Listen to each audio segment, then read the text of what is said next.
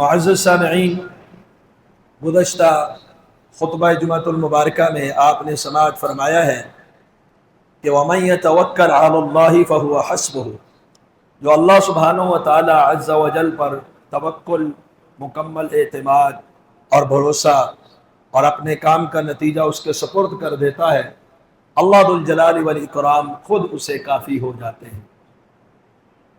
آج ہم ذکر کریں گے کہ ہمارے معاشرے کے اندر اللہ ذو الجلال والاکرام کو چھوڑ کر مدد کے لیے کچھ اور چیزوں کو بھی استعمال کیا جاتا ہے اور کچھ اور ہستیوں کو بھی پکارا جاتا ہے۔ یہ تو اللہ پر توکل نہ ہوا۔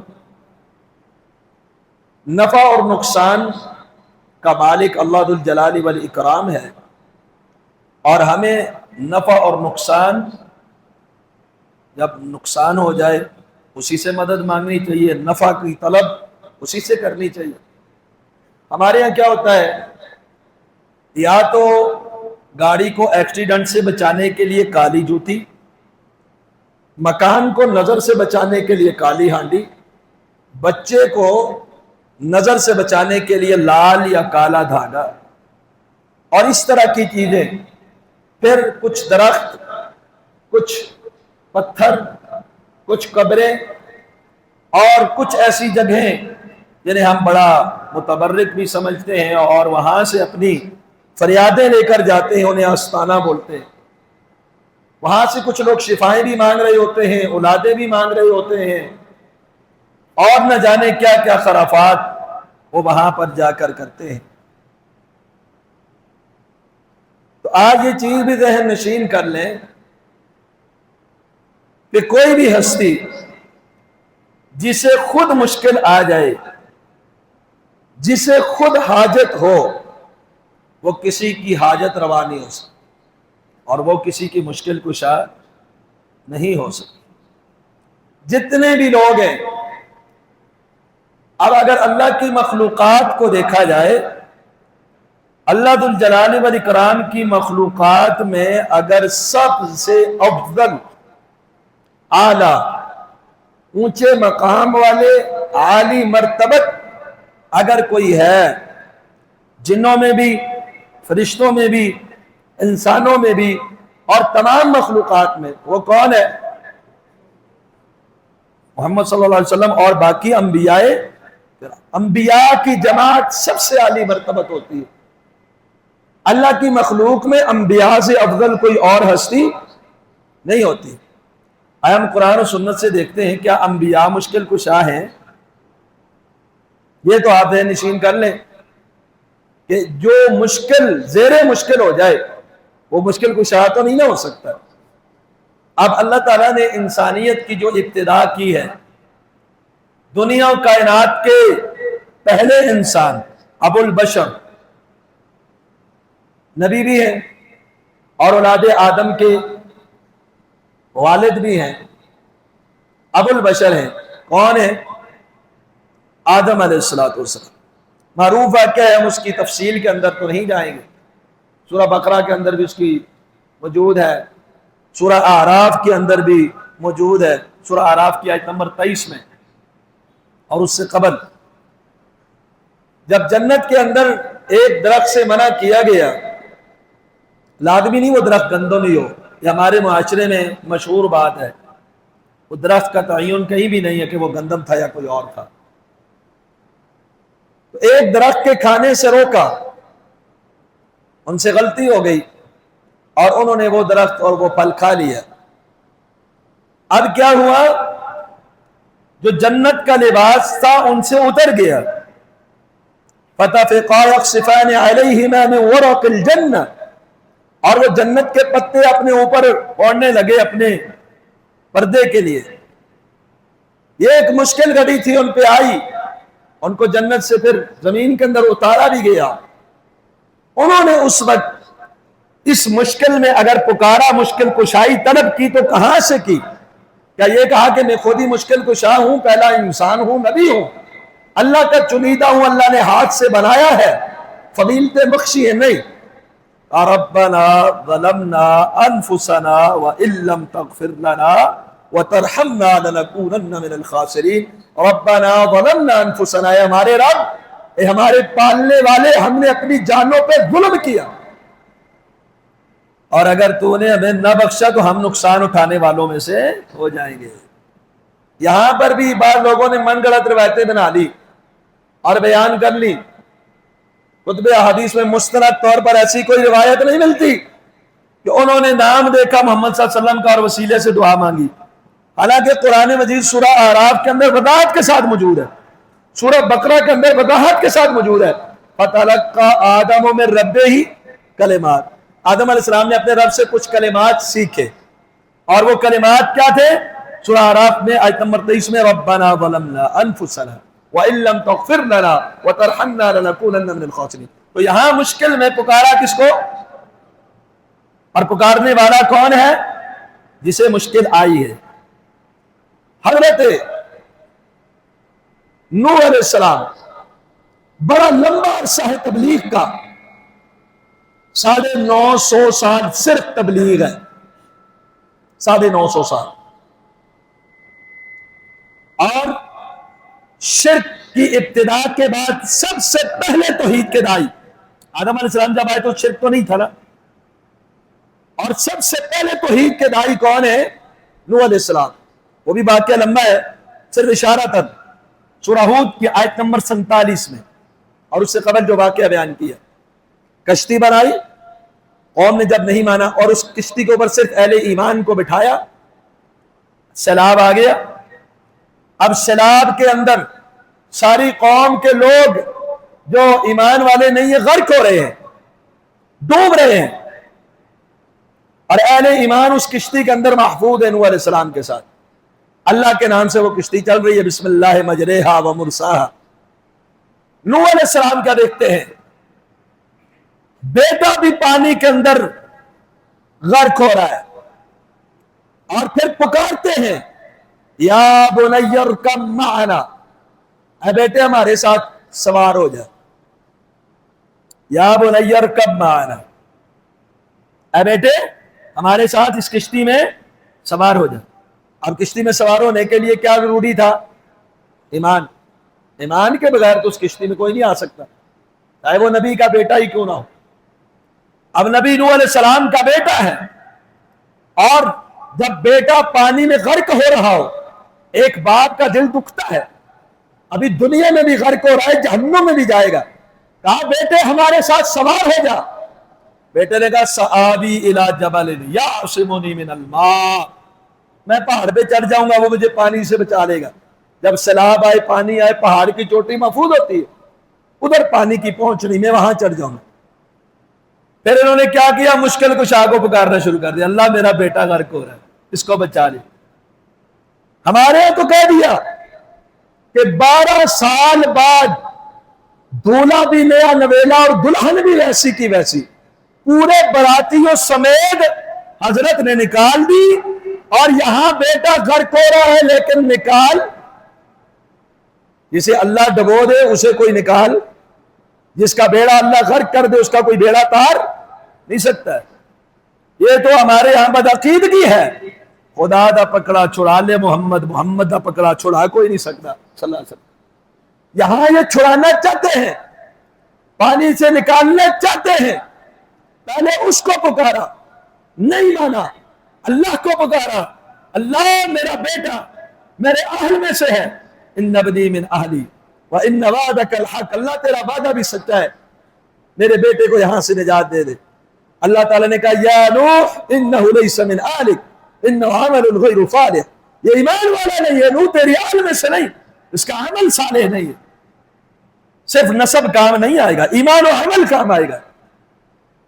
تو پھر کیا دعا کی؟ اے اللہ، اللہ تعالیٰ نے فرمایا اب اس کے بارے میں مجھ سے سوال بھی نہیں کرنا۔ تو کہا اللہ میں تجھ سے پناہ چاہتا ہوں ایسی چیز کا سوال کروں ما لیس لی بی من علم، جس کا مجھے علم نہیں۔ اب اللہ سے معافی مانگ رہے ہیں اور پناہ مانگ رہے ہیں۔ اب بیٹا ڈوبتا ہوا اس کی مشکل کشائی کر سکے، جو خود زیر مشکل ہو وہ مشکل کشا نہیں ہوتا ہے۔ نوح علیہ السلام، بہت سارے انبیاء کو آپ دیکھ لیں، معروف معروف باتیں آپ کے سامنے رکھتا ہوں کہ دلائل کی طرف زیادہ جانے کے بعد پہلے سے وہ بات آپ کے ذہن میں ہو اور آپ اس پہ غور و فکر کریں. جد الانبیاء، جن کی اولاد میں اللہ نے انبیاء اور رسل کا سلسلہ جاری فرما دیا، وہ جد الانبیاء، حتیٰ کہ امام کائنات جناب محمد الرسول اللہ صلی اللہ علیہ وسلم بھی انہی کی اولاد میں سے. وہ اللہ کے اتنے وفادار، رب کے حکم پر اپنے بیٹے کی گردن پر چھری چلانے کے لیے تیار. سیدنا ابراہیم خلیل اللہ علیہ الصلوۃ والتسلیم آگ کے اندر ڈالا گیا. آگ کے اندر جب ڈالا تو انہوں نے کیا کیا کہ مجھے کوئی پرواہ نہیں، آگ میں ڈال دو، میں تو خود مشکل کشا ہوں. یا کیا کہا انہوں نے؟ حسبنا اللہ ونعم الوکیل، اللہ ہمیں کافی اور وہی بہترین کارساز ہے. پھر اللہ نے فرمایا یا نار کونی بردا وسلاما علی ابراہیم، اے آگ ابراہیم علیہ السلام پہ ٹھنڈی اور سلامتی والی بن جا. اس مشکل میں ان کی مشکل کشائی کرنے والا کون تھا؟ اللہ. اور واقعات آپ کے سامنے پہلے بھی کئی بار رکھے، صحیح بخاری کے اندر موجود ہے. ہجرت کرنے کے لیے جا رہے تھے، مائی سارہ سلام اللہ علیہا کو گرفتار کر لیا گیا ایک ظالم جابر نے. وہ وہاں اللہ کو پکار رہی ہے، یہ یہاں اللہ کے سامنے انہوں نے نماز شروع کر دی اور اللہ کو پکار رہے ہیں. اللہ نے اس مشکل سے بھی ان کو نکالا تو نماز اور اللہ کے سامنے جو انہوں نے دعا کی اس کی وجہ سے نکالا. تو ان کو وہ مشکل تو آئی نا، ایک ظالم جابر نے پکڑ لیا، پھر مشکل میں پکارا تو کس کو پکارا؟ اللہ سبحانہ و تعالیٰ کو. ان کے نتیجے ہیں اور ایمان لے آئے حضرت لوط علیہ السلام. اور لوط علیہ السلام کی بیوی بھی کافر ہی بری ہے، ان کی قوم کے اوپر بھی عذاب آیا ہے. فما وجدنا فیہا غیر بیت من المسلمین. لوط علیہ السلام جو صدوم کی طرف گئے تھے، وہاں ایک گھر ان لوط علیہ السلام کے علاوہ کسی نے اسلام کو قبول ہی نہیں کیا. تو وہ لوگ، ان کے اندر ایک غلیظ خصلت تھی ہم جنس پرستی کی. جب انسانی شکل میں اللہ سبحانہ و تعالیٰ نے فرشتے بھیجے، اب انہوں نے کہا یہ تو میرے مہمان ہیں، ان کو بھی نہیں پتا چلا یہ فرشتے ہیں، اور وہ آئے عذاب کے لیے تھے. آپ قرآن مجید کو پڑھ کے دیکھ لیں، فرشتوں کو دیکھ کر قوم والوں نے کہا بڑے خوبصورت لڑکے ہیں، اور وہ ان کی طرف لپک پڑے. لوط علیہ السلام نے کہا یہ قوم کی بیٹیاں ہیں، ان سے نکاح کرو، یہ ہم جنس پرستی درست نہیں ہے. لیکن قوم والے نہیں مانے، انہوں نے کہا ہم نے آپ کو جہان والوں سے اولم ننہک عن العالمین، جہان والوں سے روکا ہوا نہیں کہ آپ کے لوگوں کے ساتھ تعلق واسطے نہیں ہونے چاہیے، ہم تو اپنی ہوس پوری کریں گے. اس وقت لوط علیہ السلام نے جو جملہ بیان فرمایا سورہ ہود کے اندر وہ ذکر ہے، کیا جملہ تھا؟ قال لو ان لی بکم قوہ، کاش میرے پاس تمہارے مقابلے میں طاقت ہوتا. لو ان لی بکم قوہ، مشکل کشا یہ بات کہتا ہے. اب مشکل میں ہے کہ میرے مہمان ہیں، قوم انہیں تنگ کر رہی ہے.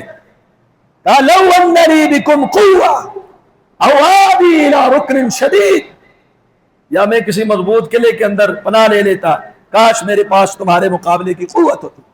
رشتوں نے کہا آپ گھبرائے نہیں، ہم اللہ کے بھیجے ہوئے ہیں، اور اس بستی کو تہس نہس کر دی. تو اس سے کیا ثابت ہوا؟ لوط علیہ السلام مشکل کشا، با اختیار اور قوت قدرت نہیں. اس یہ نہیں کہ اس میں انبیاء کی توہین ہے، معاذ اللہ، اس میں اللہ کی توحید کی عظمت ہے کہ اللہ کی مخلوق میں حاجت روا اور مشکل کشا اللہ کے سب سے برگزیدہ بھی اگر نہیں ہے تو دنیا میں ایسی کوئی ہستی اللہ نے پیدا ہی نہیں کی جو مشکل کشا ہو سکے. آپ جانتے ہیں یعقوب علیہ السلام کو کون ہے؟ ابراہیم علیہ السلام کے بیٹے، باپ بھی نبی، بیٹا بھی نبی، بھائی بھی نبی. ابراہیم علیہ السلام نبی، اسحاق بھی نبی، بیٹا یوسف بھی نبی. ان پہ مشکل آئی. یوسف علیہ السلام، سورہ یوسف آپ نے پڑھی سنی ہوئی ہے نا. ایک تو وہ ہے جو واحدین نے لمبے چوڑے دردناک قصے بیان کیے، ایک ہے جو مسترد طریقے سے آیا ہے واقعہ سورہ یوسف کے اندر بھی. تو آپ نے دیکھا کہ یوسف علیہ السلام بچپن میں بھائی لے کر جاتے ہیں اور کنویں سے قافلے میں وہ پہنچ جاتے ہیں آگے. تو ابراہیم علیہ السلام یعقوب علیہ السلام پریشان ہے کہ نہیں, مشکل میں ہے کہ نہیں, اور کہتے کیا ہے, انما اشکو بثی وحزنی الی اللہ, اپنی شکایت شکوے سارے خزن غم اللہ کے سامنے. تو یہ غمگین ہے اور اپنی شکوے شکایات اللہ کے سامنے رکھ رہے ہیں. تو یہ مشکل کشا خود یوسف علیہ السلام جو نبی بھی ہے اور ان کے بیٹے باپ بھی نبی ہے, دادا بھی نبی ہے, جیل کے اندر قید ہے, مشکل آ گئی, لیکن اس مشکل اور باپ سے جدائی ہے, دوری ہے, اس قافلے میں بکتے چلے جا رہے, کئی مشکلات آئی. ان مشکلوں سے خود کی مشکل کشائی کر سکے تو مشکل کشا کون ہے؟ جب بند کمرے کے اندر انہیں اللہ کی نافرمانی کی دعوت دی گئی تب بھی کہا معاذ اللہ, اللہ کی پناہ. اس وقت بھی اللہ کی پناہ بنی, خود کو نہیں بچا سکتا, اللہ کی پناہ ہے. یونس علیہ السلام کا واقعہ بھی آپ نے سنا ہوا, بڑی مشکل ہے, مچھلی کے پیٹ میں ہے, سورہ انبیاء کی آیت نمبر 87 میں, اور دریا کی موجوں کے اندر مچھلی کے پیٹ کے اندر ظلمات, اندھیرے ہی اندھیرے ہیں, ان میں یونس علیہ السلام ہیں, قید ہیں, لیکن کیا کہتے ہیں, فنادى في الظلمات اللہ الہ الا انت سبحانک انی کنت من الظالمین. یہ اگر مشکل کشا ہوتے اس مشکل میں گرفتار نہ ہوتے, وہاں بھی اللہ کو پکارا. اللہ نے کیا فرمایا, فاستجبنا له, ہم نے یونس علیہ السلام کی دعا کو قبول فرما لیا. ونجیناہ من الغم, غم سے انہیں نجات دی. وَكَذَلِكَ نُنْجِ الْمُؤْمِنِينَ, ایسے ہی ہم مومنوں کو بھی نجات دیتے ہیں. اللہ اکبر. ایوب علیہ السلام بیماری کے اندر گرفتار ہے, رب انی مسنی الضر وانت ارحم الراحمین, اللہ تکلیف میں بیماری کے اندر مبتلا ہوں اور تو ارحم الراحمین ہے. اسے کس نے نکالا؟ فکشفنا ما به من ضر, ان کی اس ضر کو, نقصان کو, تکلیف کو کس نے ہٹایا؟ ہم نے ہٹایا. تو مشکل کشا کون ہوا؟ اور انبیاء نے کسے پکارا؟ کیا یوسف علیہ السلام نے اپنے سے پہلے باپ یعقوب علیہ السلام کو پکارا؟ کیا یعقوب علیہ السلام نے مشکل کی گھڑیوں میں ابراہیم علیہ السلام کو پکارا؟ کیا ابراہیم علیہ السلام نے مشکل اوقات میں اپنے سے قبل سیدنا نوح علیہ السلام کو پکارا؟ کسی اور نبی کو کسی نبی نے پکارا؟ سید المرسلین آئے سب سے آخر میں, لیکن ساری اولاد آدم کے سردار اور ختم الرسل, نبوت کا دروازہ ان پہ بند ہو گیا, اور رسولوں میں ساری کائنات میں اللہ نے ان کو افضلیت اور فوقیت عطا فرمائی ہے. جناب محمد الرسول اللہ صلی اللہ علیہ وسلم, جامع صحیح البخاری میں حدیث نمبر 3678 ہے. آپ کو عقبہ بن ابی معیط نے آپ کے گلے میں چادر ڈالی, کپڑا ڈالا اور زور کے ساتھ اس کو کھینچا, زور کے ساتھ اس کو کھینچا, آپ کو بڑی تکلیف پہنچائی. آپ نے یہ بھی سنا ہے نا سیرت کی کتابوں, آپ کے اوپر اوجڑی بھی رکھی گئی اور آپ کے اوپر باری برکم پتھر گرانے کی کوششیں بھی کی گئی, کئی قاتلانہ حملے بھی ہوئے. بہرحال آپ کو بڑی سخت تکلیف تھی, کھینچا زوردار چادر کے ساتھ. اور صدیق کائنات نے اس موقع پہ فرمایا تھا اتقتلون رجلا ان یقول ربی اللہ, کیا تم اس آدمی کو قتل کرنا چاہتے ہو جو یہ کہتا ہے میرا رب اللہ ہے؟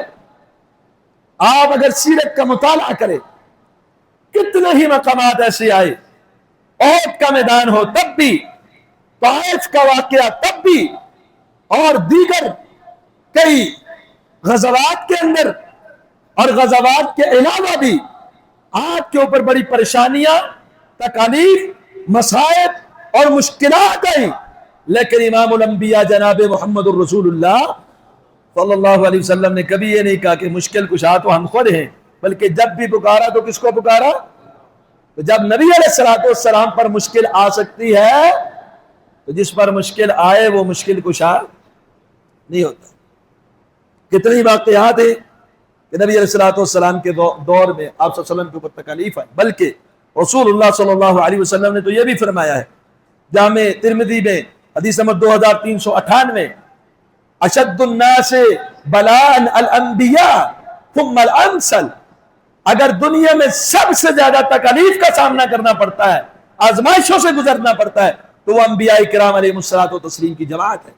پھر جو ان جیسے ایمان اور عمل میں، پھر جو ان جیسے جو جتنے ایمان میں پختہ ہیں اتنے اب ابتلاء و آزمائش کے اندر ان کو گزرنا پڑتا ہے، اور جو ایمان میں اتنے پختہ ہوں آزمائش و ابتلاء ان کے اوپر آئے اور پھر وہ حاجت روا اور مشکل کشا، کیونکہ وہ خود زیر مشکل ہو جاتے ہیں، انہیں خود حاجت ہوتی ہے۔ آپ کی زندگی میں آپ کی 3 بیٹیاں فوت ہوتی ہیں، آپ کی زندگی میں آپ کے کئی اقارب دنیا سے رخصت ہوتے ہیں، سید الشہداء امیر حمزہ کی شہادت ہوتی ہے، آپ کی زندگی میں آپ کے صحابہ کرام اور آپ کے جانثاروں کے اوپر طرح طرح کے مصائب، تکالیف اور پریشانیوں کا ان کو سامنا کرنا پڑتا ہے، لیکن کبھی نبی علیہ الصلوۃ والسلام نے یہ دعویٰ نہیں کیا، بلکہ کیا کہتے تھے؟ ان نصر اللہ قریب، اللہ کی مدد قریب ہے، اللہ مدد کرے گا، اللہ کو پکارتے تھے۔ بدر کے میدان میں بھی اللہ کے سامنے ہاتھ اٹھائے ہوئے، اللہ یہ ایک گروہ ہے تیرا نام لینے والا، تیری توحید والا، اگر یہی ختم ہو گیا تو پھر دنیا میں تیرا نام لینے والا کوئی باقی نہیں رہے گا، مدد فرما۔ رو رہے ہیں زار و قطار اور اللہ کو مدد کے لیے پکار رہے ہیں۔ تو جب بھی کوئی مشکل آئی اللہ کو پکارا، اور کسی صحابی نے کبھی نہیں کہا کہ آپ صلی اللہ علیہ وسلم ہمارے پاس مشکل کشائیں، مشکل کشائی کر دیں۔ مدینہ کے اندر قحط پڑتا ہے، ابن ماجہ میں حدیث نمبر 1266، بارشیں نہیں ہو رہی، خرج النبی صلی اللہ علیہ وسلم، اب نماز استسقاء کے لیے رسول اللہ صلی اللہ علیہ وسلم نکلتے ہیں۔ رسول اللہ صلی اللہ علیہ وسلم کے استسقاء یعنی بارش طلب کرنے کے لیے نکلنے کا جو انداز ہے وہ بیان کیا، متواضعا متبذلا متخشعا متضرعا، عام سادہ لباس پہن کر نکلے، تواضع اور عاجزی کے ساتھ نکلتے ہیں، خشوع اور خضوع، ڈر اور ہیبت کے ساتھ نکلتے ہیں، متضرعا گریہ زاری کے ساتھ اللہ کے سامنے نکلتے ہیں۔ مشکل کشا متضرع اور اس طرح نہیں ہوتا، بلکہ یہ اللہ کے سامنے اللہ کے در کے سوالی بن کر نکل رہے ہیں۔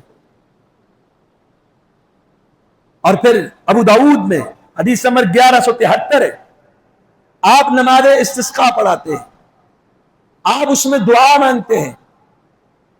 اب بارش نہیں ہو رہی، قحط سالی ہے، یہ کیا ہے؟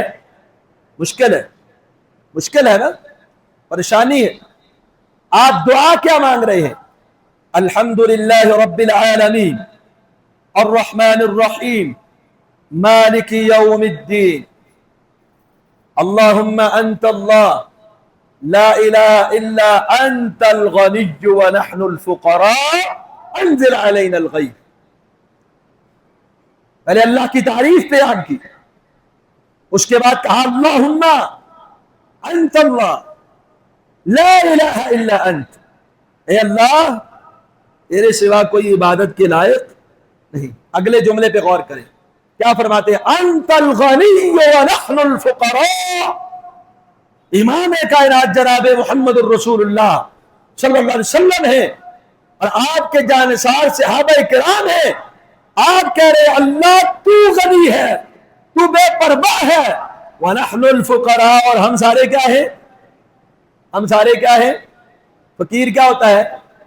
محتاج۔ ہمارے یہاں تو فقیر اس کو کہتے ہیں جو بڑی پھونچی ہوئی سرکار ہو۔ فقیر کا معنی کیا ہے؟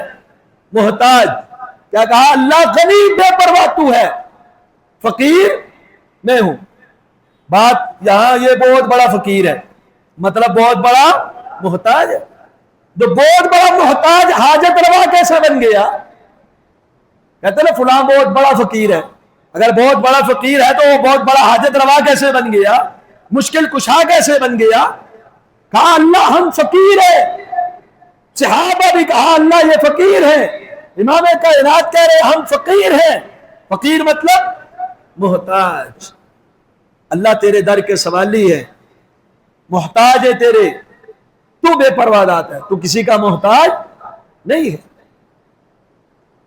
فقیروں سے بات، آج کل تو لیروں کی بھی عبادت ہو رہی ہے، کپڑوں کی عبادت ہو رہی ہے، دھاگوں کی ہو رہی ہے، ان کو مشکل کشا بنایا جا رہا ہے۔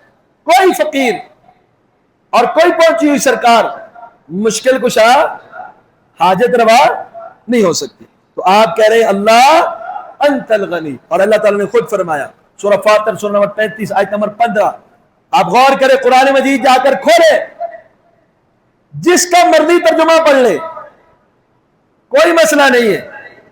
مارکیٹ کے اندر جو ترجمے دستیاب ہے، کنز الایمان پڑھ لے، احمد رضا خان بریلوی کا، احمد یار نعیمی کا، اشرف علی تھانوی صاحب کا، حافظ عبدالسلام بٹوی صاحب کا، اور دیگر جتنے تراجم مشہور، شاہ رفیع کا، جتنے بھی تراجم مارکیٹ کے اندر موجود ہے، پڑھ لے۔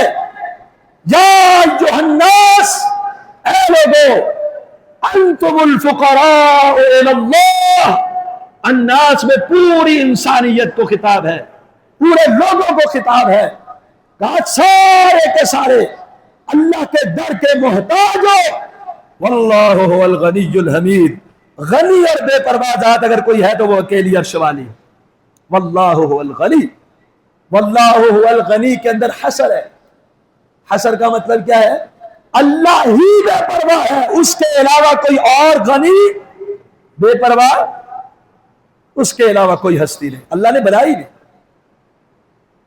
اور اللہ سبحانہ وتعالیٰ نے سورہ احقاف سورہ نمبر 46 کی آیت نمبر 5 میں بیان فرمایا، وقت تھوڑا ہے، آخری بات ہے، وَمَنْ أَضَلُّ مِمَّنْ يَدْعُو مِن دُونِ اللَّهِ۔ آج ہمارا رواج کیا بن گیا؟ آپ گھروں میں دیکھیں لوگوں نے ناد علی لگایا ہوا ہے، پہلے بھی اس پر بات ہوئی پچھلے خطبے میں بھی۔ ناد علی کا کیا مطلب ہے؟ ناد علی، علی کو پکارو، کس کو پکارو؟ ناد علی، علی کو پکارو۔ یہ لگایا ہوا لوگوں نے گھروں کے اندر کے نہیں لگایا ہوا ہے، تعویذ باندھ کے انہوں نے گلے میں بھی لٹکایا ہوا ہے، بازوؤں کے ساتھ بھی باندھا ہوا ہے۔ کئی لوگ آپ کے اس ملک کے اندر ایسے بھی ہیں، جب ان کے پاس کوئی مریض جاتا ہے یہی الفاظ پڑھ کے دم بھی کرتے ہیں اس کو۔ ناد علی ہے کیا؟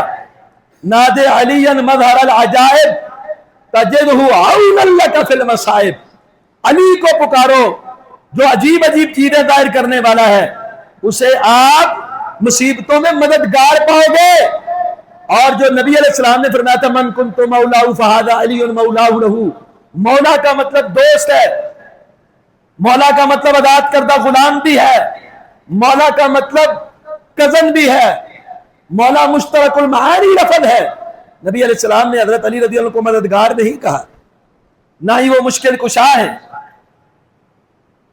حضرت علی رضی اللہ تعالی عنہ ابن ملجم لعین نے، اب یہاں یہ بات بھی یاد رکھے، بعض لوگ حضرت علی کے قاتل ابن ملجم کو بھی کہتے ہیں بڑا اجتہادی خطا ہوئی، اس سے ہے بڑا نیک آدمی تھا۔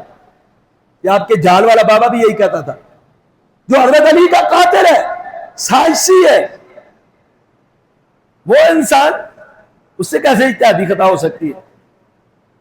وہ لعین تھا ابن ملجم، اس نے سیدنا علی رضی اللہ تعالیٰ عنہ کو شہید کیا، قتل کیا۔ آپ بتلائیں حضرت علی رضی اللہ تعالیٰ عنہ اگر مشکل کشا ہوتے تو شہید؟ حضرت علی رضی اللہ عنہ کے بیٹے ہیں حضرت حسن رضی اللہ عنہ، یہ کیا ہیں؟